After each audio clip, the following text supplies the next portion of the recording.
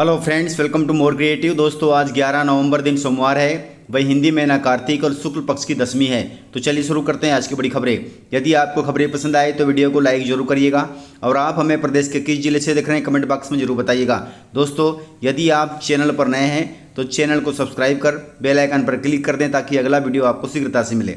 आप हमारे फेसबुक और इंस्टाग्राम पेज को फॉलो जरूर करें, इसका लिंक डिस्क्रिप्शन में दिया गया है। दोस्तों, प्रॉपर्टी टैक्स में हुआ है बड़ा बदलाव। अब जमीन खरीदने और बेचने पर लगेगा नया टैक्स। भारत सरकार ने वित्तीय वर्ष 2024-25 के बजट में कर में कई महत्वपूर्ण बदलाव किए हैं। वित्त मंत्री निर्मला सीतारमण द्वारा घोषित ये बदलाव खासकर निवेशकों, प्रॉपर्टी और सोने की संपत्ति में निवेश करने वालों के लिए है। इन नए नियमों का उद्देश्य कर प्रणाली को सरल बनाना है, लेकिन इसके कारण कई निवेशकों पर प्रभाव पड़ेगा। इस साल के बजट में वित्त मंत्री निर्मला सीतारमण ने कर की दर को 10% से बढ़ाकर 12.5% कर दिया है। इसका सीधा मतलब है कि अगर आप अपनी संपत्ति बेचते हैं तो पहले के मुकाबले आपको अधिक कर देना पड़ेगा। उदाहरण के लिए, अगर किसी संपत्ति पर पहले 1 लाख रुपए कर लगता था तो अब उस पर कर 1.25 लाख रुपए लगेगा। कुल मिलाकर यदि आप अपनी संपत्ति बेचते हैं या खरीदते हैं तो उस पर कर ज़्यादा लगेगा। दोस्तों, मध्य प्रदेश में कर्मचारियों के वेतन पर अब संकट आ गया है क्योंकि पोर्टल से हट गए हैं 1.5 लाख नाम। मध्य प्रदेश में सरकारी कर्मचारियों के वेतन पर अब संकट आ गया है। पोर्टल से करीब 1.5 लाख नाम हट जाने के कारण यह स्थिति बनी हुई है। विभागीय अधिकारी अब पोर्टल दुरुस्त करने की कयामत में लगे हुए हैं। इसके साथ ही जिम्मेदार अधिकारी पर कार्रवाई की बात भी कही जा रही है।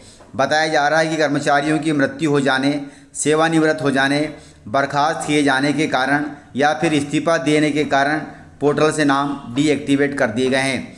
लेकिन इस प्रक्रिया में कई ऐसे कर्मचारी हैं जो कार्यरत हैं, लेकिन उनका भी नाम इस पोर्टल से हटा दिया गया है। शिक्षा पोर्टल में प्रदेश भर के 1,46,333 शिक्षक तथा अधिकारी तथा कर्मचारी को निष्क्रिय कर दिया गया है।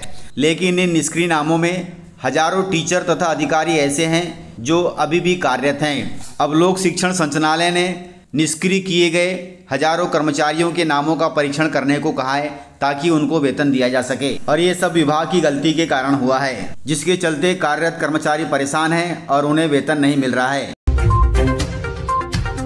दोस्तों, मध्य प्रदेश में स्कूलों में शीतकालीन छुट्टियां घोषित हो गई है। छुट्टियां 31 दिसंबर से 4 जनवरी तक रहेंगी। मध्य प्रदेश में विद्यार्थियों तथा शिक्षकों को 31 दिसंबर 2024 से 4 जनवरी 2025 तक शीतकालीन अवकाश रहेगा। वहीं 5 जनवरी को रविवार है। ऐसे में 6 जनवरी को स्कूल पुनः संचालित होंगे। यह अवकाश सभी सरकारी तथा निजी स्कूलों के लिए रहेगा। दोस्तों, फरमान जारी हुआ है कि गुटखा खाना छोड़ दो तभी गांव में आएगी बिजली। मध्य प्रदेश के मऊगंज से बीजेपी विधायक प्रदीप पटेल एक बार फिर सुर्खियों में हैं। इस बार अपने वे अनोखे फरमान के लिए सुर्खियों में हैं। विधायक ने शिकायत लेकर पहुंचे युवक को ऐसी सजा दे डाली कि उसका खामियाजा पूरे गांव को उठाना पड़ रहा है। उनका ये वीडियो सोशल मीडिया पर जमकर वायरल भी हो रहा है। दरअसल बीजेपी विधायक प्रदीप पटेल के जनता दरबार में बिजली का ट्रांसफार्मर लगाने को लेकर एक युवक ने अर्जी लगाई थी। युवक खराब ट्रांसफर की शिकायत लेकर विधायक के पास पहुंचा था। मामले में शिकायत करते समय वह गुटखा तथा तंबाकू चबा रहा था। वह विधायक के सामने ही जोरों से गुटखा भी खा रहा था। युवक को गुटखा खाता देख विधायक प्रदीप पटेल भड़क उठे और उन्होंने ट्रांसफर लगवाने के बजाय युवक को गुटखा छोड़ने का आदेश दे दिया। विधायक जी ने कहा कि मैं सभी का काम करता हूं, लेकिन नशा, शराब, गांजा पीने वालों की मैं कभी नहीं सुनता। जब आप गुटखा खाना छोड़ दोगे तभी आपके गांव में बिजली का ट्रांसफार्मर लगेगा। कुल मिलाकर एक गुटखा खाने वाले व्यक्ति के चक्कर में पूरे गाँव को अब बिना लाइट के रहना पड़ रहा है। दोस्तों, बागेश्वर धाम के पंडित धीरेन्द्र कृष्ण शास्त्री पद यात्रा निकाल रहे हैं। वे 8 दिन में 160 किलोमीटर पैदल चलेंगे। बागेश्वर धाम के पंडित धीरेन्द्र कृष्ण शास्त्री 21 नवंबर से 160 किलोमीटर की पद यात्रा निकाल रहे हैं। इस यात्रा में वो हर वक्त मौजूद रहेंगे। उनकी यह यात्रा बागेश्वर धाम से शुरू होकर ओरछा धाम तक पहुंचेगी। इस दौरान कई स्थानों पर भव्य भजन संध्या जैसे कार्यक्रम होंगे जिसमें सैकड़ों भक्त शामिल होंगे। 8 दिन तक चलने वाली इस यात्रा का समापन 29 नवंबर को ओरछा में होगा। इस पदयात्रा को लेकर जोरों से तैयारियां चल रही है। यह पदयात्रा सनातन के जागरण और हिंदुओं को आवाज उठाने के लिए प्रोत्साहित करने के लिए शुरू की गई है। यदि आप भी इस यात्रा में शामिल होना चाहते हैं तो अपने नज़दीकी शामिल हो सकते हैं।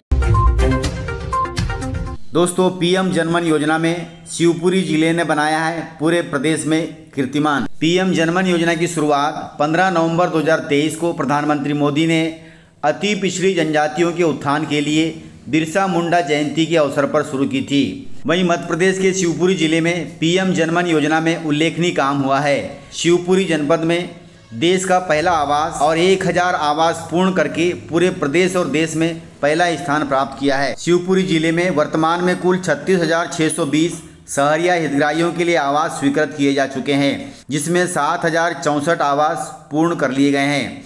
आवास पूर्णता में शिवपुरी जिला देश और प्रदेश में प्रथम स्थान पर है, जो कि जिले वासियों के लिए बड़े गर्व की बात है।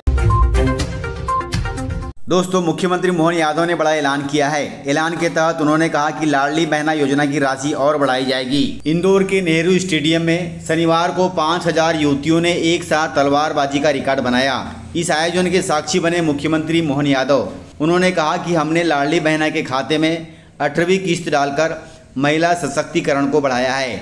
वहीं लाडली बहना योजना की राशि सरकार और बढ़ाएगी। पहले यह राशि 1,000 रुपये थी, फिर इसे 1,250 रुपये किया गया। अब जल्द ही यह राशि और बढ़ाई जाएगी ताकि लाडली बहनों को राहत मिल सके। दोस्तों रेल यात्रियों के लिए जरूरी खबर है। खबर के तहत नवंबर के महीने में रेलवे ने दर्जन भर स्पेशल ट्रेन चलाने का फैसला किया है। वे ट्रेनें गुजरात, मध्य प्रदेश, बिहार, दिल्ली और यूपी के रास्ते होकर जाएंगी। इससे यात्रियों को एक राज्य से दूसरे राज्य जाने में बहुत सहूलियत मिलेगी। इसके अलावा बिलासपुर कटनी सेक्शन के करकेली रेलवे स्टेशन को तीसरी लाइन से जोड़ने के काम के चलते 8 जोड़ी ट्रेनों को 20 नवंबर तक रद्द कर दिया गया है। इसलिए ध्यान रखें, जो ट्रेनें रद्द हुई हैं उनकी जानकारी रेलवे के पूछताछ नंबर 139 पर लेकर ही यात्रा का प्लान बनाएं। दोस्तों प्रधानमंत्री मोदी ने बड़ा ऐलान किया है। उन्होंने कहा कि हम एक रहेंगे तो सेफ रहेंगे। प्रधानमंत्री मोदी 6 दिन में रविवार को दूसरी बार झारखंड पहुंचे थे। उन्होंने बोकारो के चंदन कियारी और गुमला में सभा को संबोधित किया। उन्होंने एक बार फिर रोटी, माटी और बेटी की सुरक्षा का नारा दिया।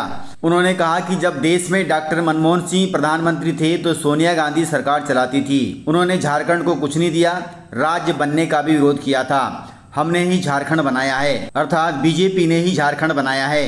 प्रधानमंत्री ने कहा कि कांग्रेस सत्ता के लालच में छोटी छोटी जातियों को बांटकर उन्हें आपस में लड़ाना चाहती है, इसलिए वे जातिगत जनगणना कराने की बात करते हैं। याद रखिए, हम एक रहेंगे तो सेफ रहेंगे, ऐसा प्रधानमंत्री मोदी ने झारखंड में जनता को संबोधित करते हुए कहा है। दोस्तों महाराष्ट्र चुनाव में भाजपा के संकल्प पत्र में किसानों की कर्जमाफी होगी, अर्थात भाजपा ने महाराष्ट्र के किसानों के लिए कर्जमाफी का ऐलान किया है। महाराष्ट्र में विधानसभा चुनाव होने वाले हैं। विधानसभा चुनाव के चलते बीजेपी ने रविवार को अपना संकल्प पत्र जारी किया है। इस संकल्प पत्र को गृह मंत्री अमित शाह ने सार्वजनिक भी किया। वहीं महाराष्ट्र के डिप्टी सीएम देवेंद्र फडणवीस ने बताया कि हमने घोषणा पत्र में 25 लाख नौकरियां देने, महाराष्ट्र के पूर्ण विकास, किसानों के लिए कर्जमाफी, वहीं किसानों के लिए भावांतर योजना, महिलाओं को 2100 रुपये महीना देने का संकल्प लिया है। यदि वे चुनाव जीतते हैं तो ये सारी घोषणाएं पूरी की जाएगी, ऐसा बीजेपी ने कहा है। दोस्तों आपको बता दें कि महाराष्ट्र की 288 सीटों पर 20 नवंबर को मतदान होना है और 23 नवंबर को नतीजे आएंगे। अब नतीजे किसके पक्ष में आते हैं वह 23 नवंबर को ही पता चलेगा। इस प्रकार से जानकारियाँ थी। तो मिलते हैं सर अगले वीडियो में, तब तक के लिए जय हिंद, जय भारत, जय मध्य प्रदेश।